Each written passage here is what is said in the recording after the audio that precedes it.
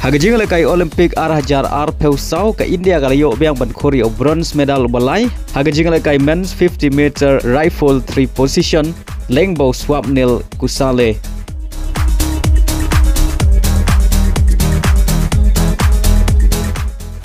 Hagajing Ialehkai perlok apeng ke Manchester United Persia ke Real Betis. Habapai syakare Hagajing Ialehkai ke Real Betis kalayo shwa ban penki jar nengkong tang hakaminit ke bakatsan Lengbo Losada. Henry hagaminit ke bakat pra u Rashford ulio ban Thep ya ke gol penyakai naga benta ke Manchester United lengba ke penalti. Pada hagaminit ke baar Peusau u Diallo ulio ban Thep ya ke gol pentam naga benta ke Manchester United.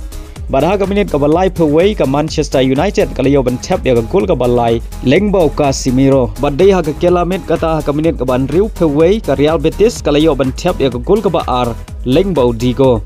Pada Haduh bukut Hagajing Ialehkai ke Manchester United kalau kore ke nap job dan laila ar.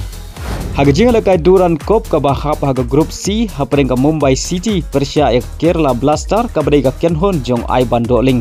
Hagare Hagajing Ialehkai o Aiban layo ban mi madan hadin bun Hagajing Ialehkai ke ba umla ban mi namar Hagajing mensau ke jong u.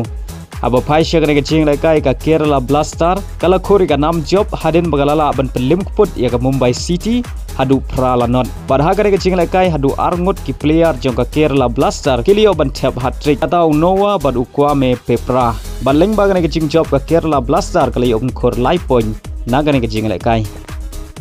Hagajing Ialehkai hasipet janmit kadai hapdeng ke Shillong lajong Persia ya ke Tribuan Army. Bad Hagajing Ialehkai kan sasdang haga por sau beje janmit.